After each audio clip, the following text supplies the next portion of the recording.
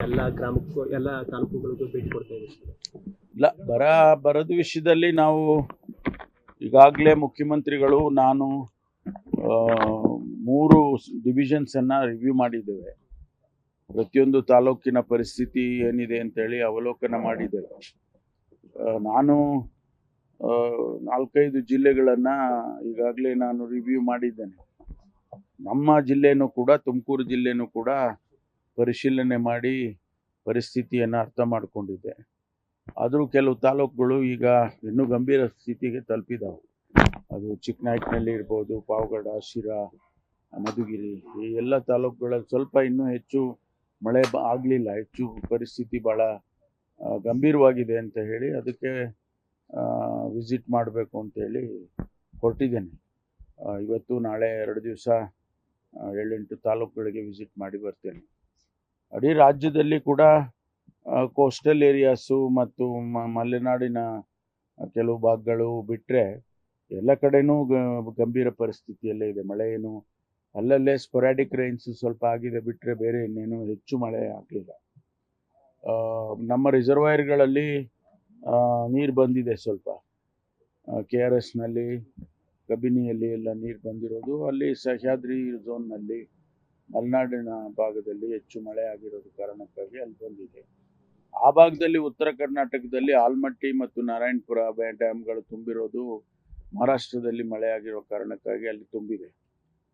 ಅದಷ್ಟೇ ನಮಗೆ ಸಮಾಧಾನ ತರ್ತಕ್ಕಂಥದ್ದು. ಬಿಟ್ಟರೆ ಬಯಲು ಪ್ರದೇಶದಲ್ಲಿ ತುಂಬ ಕಷ್ಟದ ಪರಿಸ್ಥಿತಿ ಇದೆ. ಕುಡಿಯೋ ನೀರಿಗೆ ತೊಂದರೆ ಆಗ್ತಿದೆ ಅನ್ನುವಂಥದ್ದು. ಇದನ್ನೆಲ್ಲ ನಾವು ಪರಿಶೀಲನೆ ಮಾಡಿ ಈಗಾಗಲೇ ಅನೇಕ ಸ್ಟೆಪ್ಸ್ಗಳನ್ನು ಕೂಡ ತಗೊಂಡಿದೆ ಮುಖ್ಯಮಂತ್ರಿಗಳು, ನಾನು ಎಲ್ಲರೂ. ಅದನ್ನು ಈಗ ಸದನದಲ್ಲಿ ಕೂಡ ಬಹುಶಃ ಅದರ ಬಗ್ಗೆ ಚರ್ಚೆ ಆಗುತ್ತೆ ಅಂತ ಅಂದ್ಕೊಳ್ತೇನೆ. ಸರ್, ಇವಾಗ ಖಾತೆ ಹಂಚಿಕೆ ಬಗ್ಗೆ ಇನ್ನೂ ಮುಂದುವರೆದಿದೆ. ಇವತ್ತು CM ಅವರು ಮೀಟಿಂಗ್ ವಾಪಸ್ ಬರ್ತಾ ಇದ್ದಾರೆ. ಇನ್ನು ಸೆಷನ್ಗೆ ಇನ್ನೊಂದು 3-4 ದಿನ ಉಳಿದಿದೆ. ಇಲ್ಲ, ಗೊಂದಲ ಏನಿಲ್ಲ, ಅದನ್ನ ಮಾಡ್ಕೊಂಡು ಬರ್ಬೇಕಷ್ಟೇ. ಹೈಕಮಾಂಡ್ ಜೊತೆಯಲ್ಲಿ ಚರ್ಚೆ ಮಾಡಿ ನಿನ್ನೆ ಮುಖ್ಯಮಂತ್ರಿಗಳು ಹೋಗಿದ್ದಾರೆ. ಬಹುಶಃ ಇವತ್ತು ವಾಪಸ್ ಬರ್ತಾರೆ. ಬಂದ ಮೇಲೆ ಪ್ರಕಟಣೆ ಮಾಡ್ತಾರೆ ಅಂತ ಅನ್ಕೊಳ್ತೀನಿ ನಾನು. ಈ ಖಾತೆ ಹಂಚಿಕೆ ಮಾಡಿದ್ರು, ಸಚಿವರಿಗೆ ಖಾತೆ ಬಗ್ಗೆ ಅಷ್ಟೊಂದು ಮಾಹಿತಿ ಇಲ್ಲ, ಟೈಮ್ ಸಿಗಲ್ಲ ಅಂತ ಶುರುನಲ್ಲಿ ಆ ರೀತಿ ಆಗುತ್ತೆ. ಯಾರೋ ಹೊಸದಾಗಿ ಮಂತ್ರಿಗಳಾಗೋರಿಗೆ ಸ್ವಲ್ಪ ಹೊಸದಾಗಿ ಇರುತ್ತೆ. ಅಧಿಕಾರಿಗಳು ಇರ್ತಾರೆ, ಅದ್ರ ಬಗ್ಗೆ ಬ್ರೀಫಿಂಗ್ ಮಾಡಿಕೊಡ್ತಾರೆ. ಸ್ವಲ್ಪ ದಿವಸ ಆದಮೇಲೆ ಕಲ್ತ್ಕೊಳ್ತಾರೆ. ಎಲ್ಲ ಹೊಸದಾಗಿ ಮಂತ್ರಿಗಳಾದಾಗ ಯಾರು ಕೂಡ ಹಂಗೆ ಅಲ್ಲ. ನಾವು ಎಲ್ಲ ಹೊಸದಾಗಿ ಮಂತ್ರಿ ಆದಾಗ ನಮಗೂ ಹಂಗೆ ಅಲ್ವಾ, ಕಲ್ತ್ಕೊಂಡು ಆ ನಂತರ ಆಡಳಿತ ಕಲ್ತ್ಕೊಂಡ್ರೆ ಎಲ್ಲ ಗೊತ್ತಿರೋದು. ಶಾಸಕರಾಗಿ ಅವ್ರಿಗೇನು ಹೊಸದೇನಿರಲ್ಲ, ಅರ್ಥ ಮಾಡ್ಕೊಂಡು ಮಾಡ್ತಾರೆ. ವಿಪಕ್ಷಗಳಿಗೆ ಸಮರ್ಪಕವಾಗಿ ಉತ್ತರ ಕೊಡಕ್ಕಾಗಲ್ಲ ಅಂತ ಏನು ತೊಂದರೆ ಇಲ್ಲ. ಅವರೆಲ್ಲ ಸಮರ್ಥರೇ ಇದ್ದಾರೆ ಮತ್ತು ಜೊತೆಗೆ ಸೀನಿಯರ್ಸ್ಗಳು ಇರ್ತಾರಲ್ಲ, ಸಹಾಯ ಮಾಡ್ತಾರೆ. ಈಗ ನೈಸ್ ರೋಡ್ ವಿಚಾರವಾಗಿ ಕುಮಾರಸ್ವಾಮಿ ಮತ್ತೆ ಸಾಕಷ್ಟು ಚರ್ಚೆ ಆಗ್ತಾ ಇದೆ ಸರ್ ನೈಸ್ ರೋಡ್ ವಿಚಾರವಾಗಿ.